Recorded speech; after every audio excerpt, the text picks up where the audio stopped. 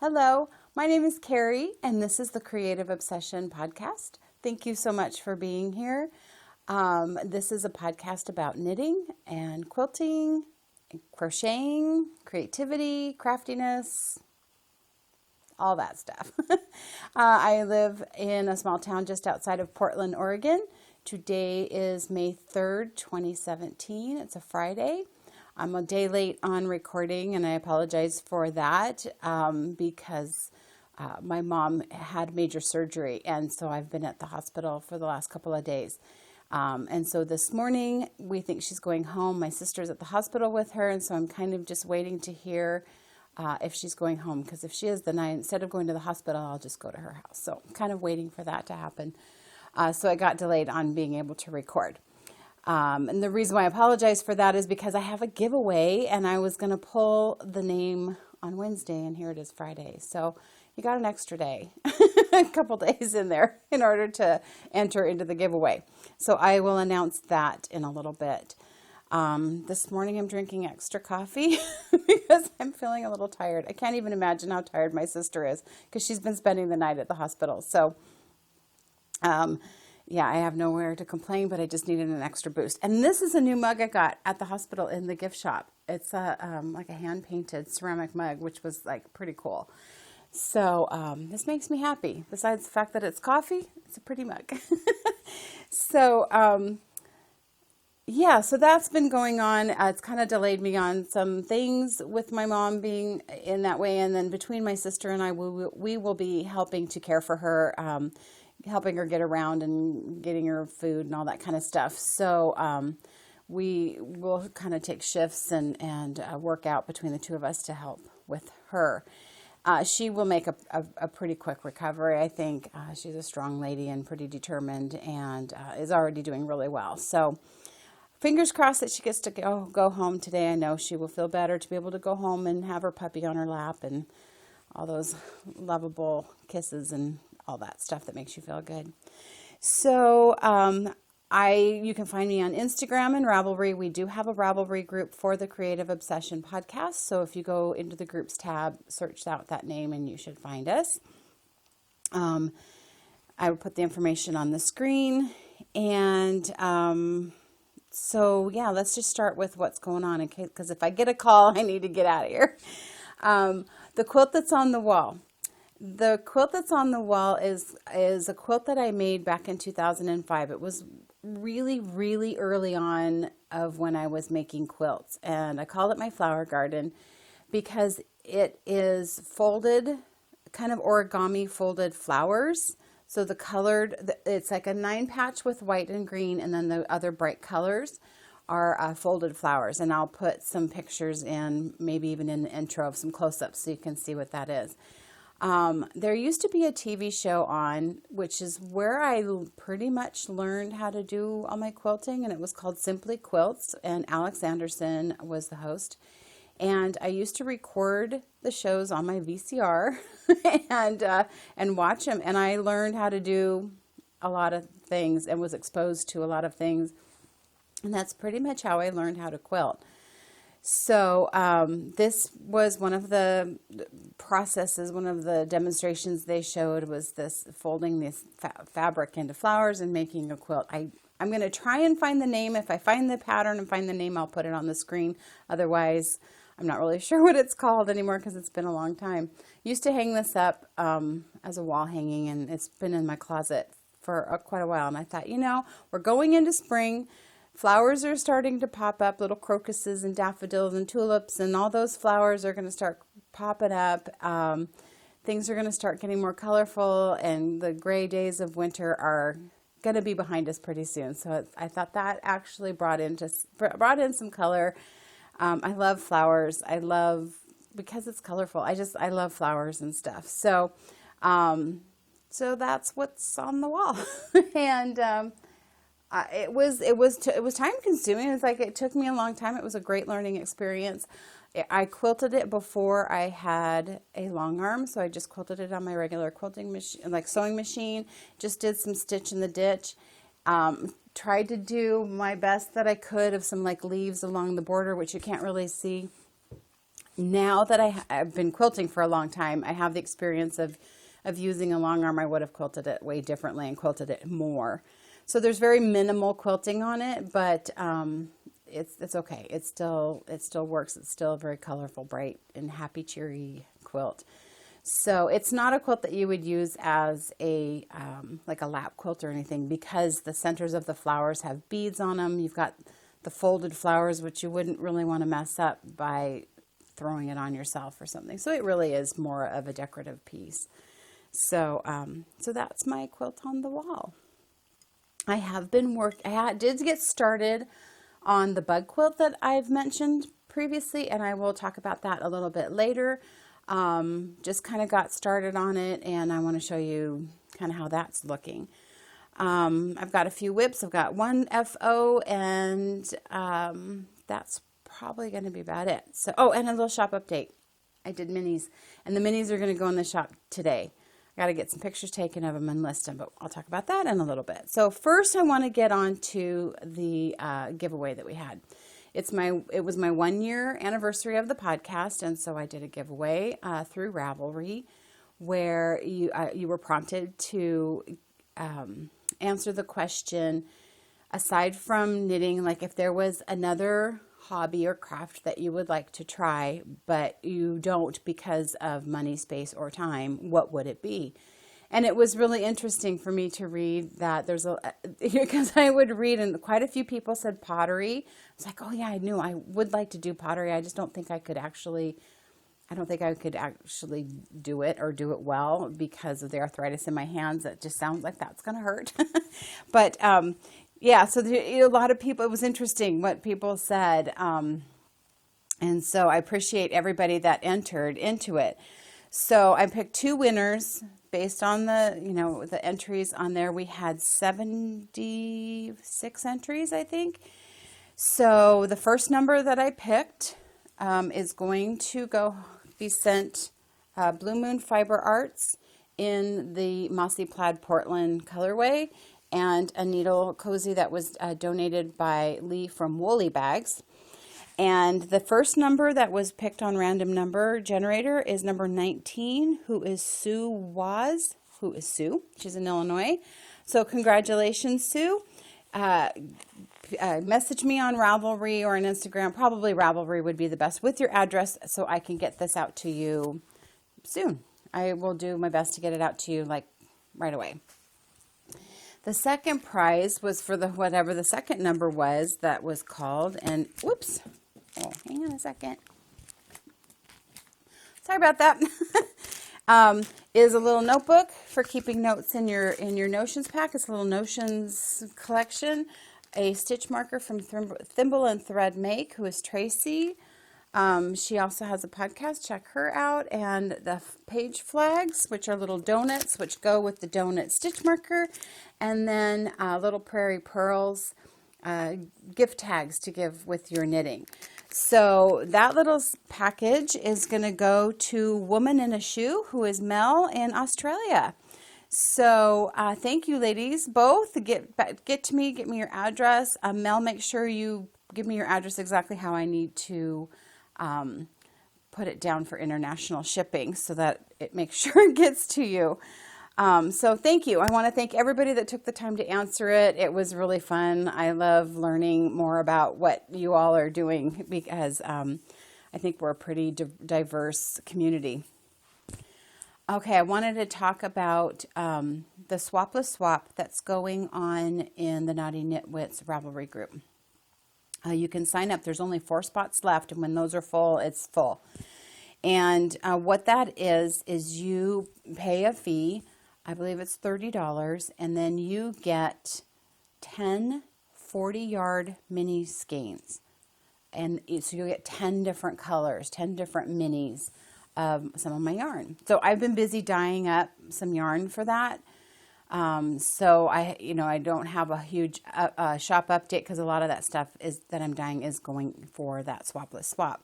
So if you're interested in getting some minis and you would like to try some of my yarn, or if you have tried it and you want some more or whatever, just collecting minis, go to their Ravelry group, Naughty Knitwits, and sign up. So there's only 4 spots left as of this morning, and then it's full, and then you get, I think they're going to be sent out in June. I think that's how the gal that's coordinating it does it.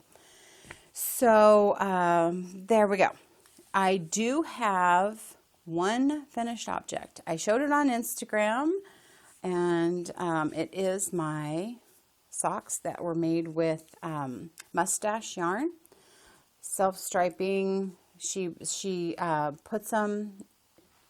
She gives you 2 skeins.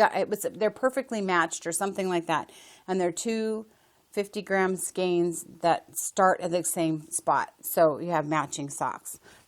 I love these. This was, as I mentioned before, this is a 3x1 rib. First time I've done this. My friend Lori that makes her socks this way. They fit me really, really nice because as I've mentioned before, I have some issues because of my higher arch, that the instep gets a little tight on socks, and being that this is ribbed, it has more stretch, but yet it pulls it back because of the ribbing. So I love these. I did wear these day before yesterday. Like, okay, they're done. I get to wear them, and they're really comfortable.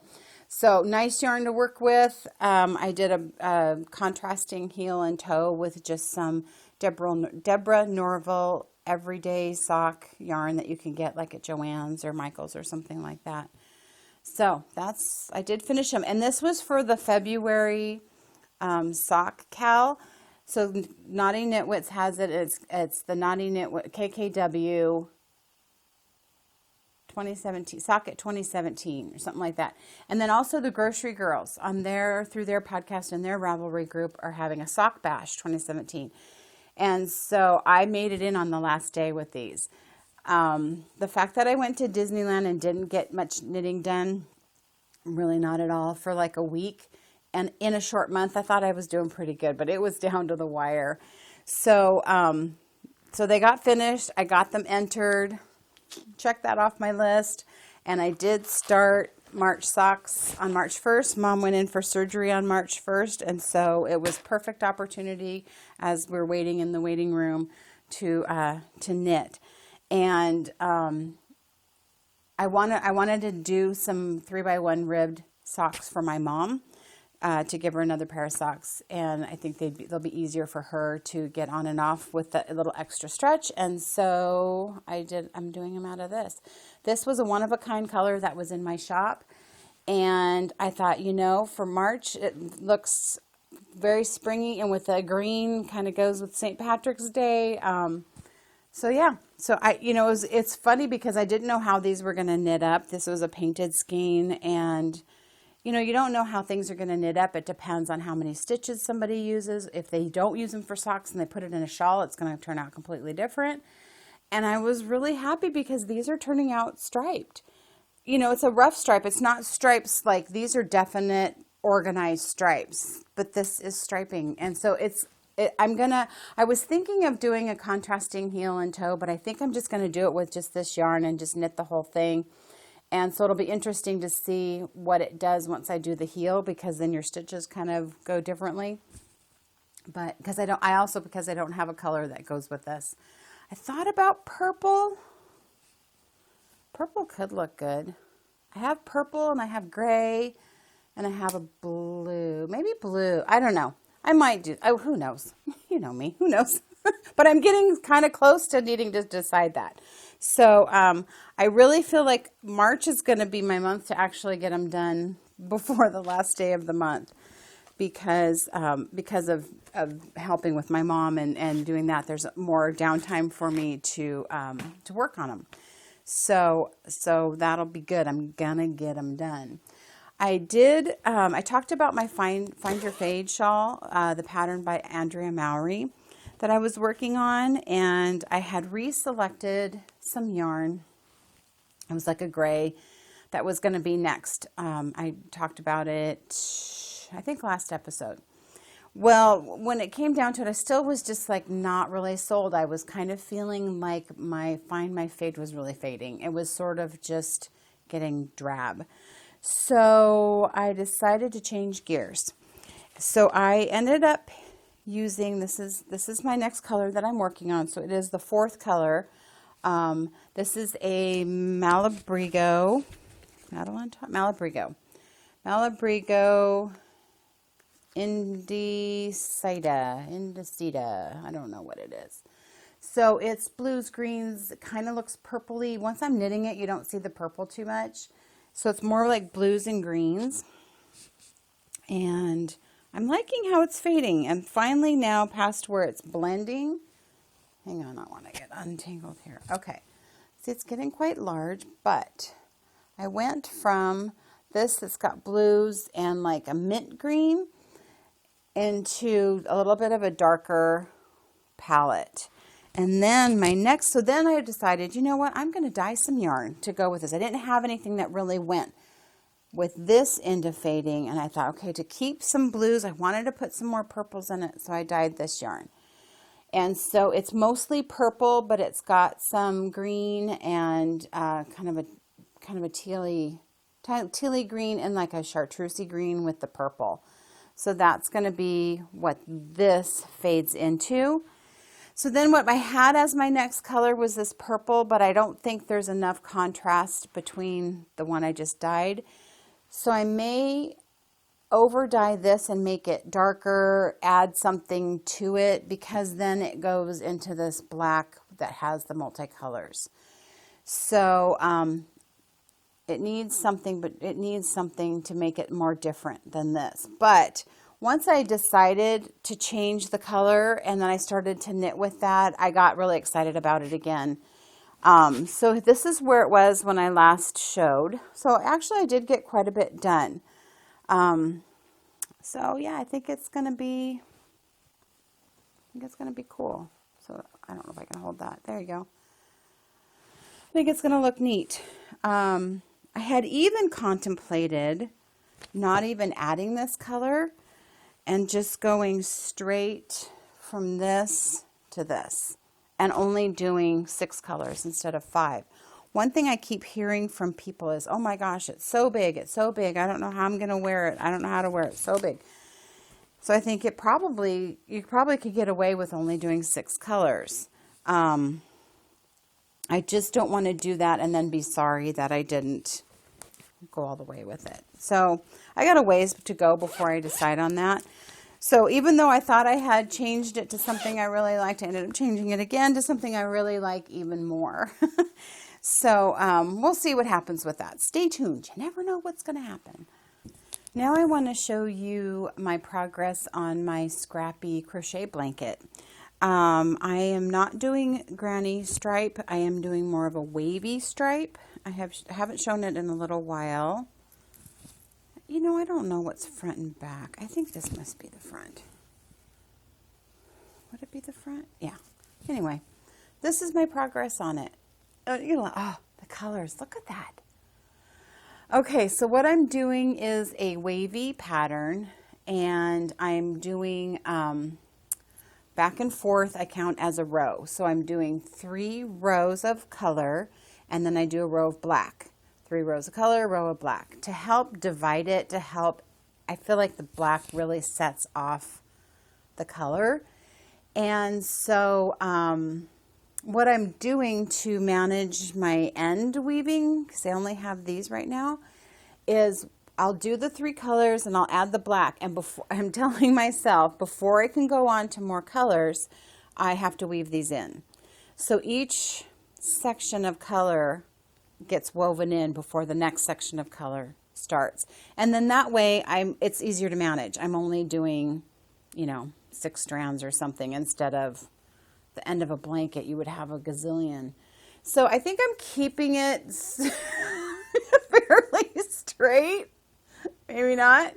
But I figure if I do a border on it, I can help straighten it up. And honestly, it'll keep me just as warm, whether it's straight or it's crooked.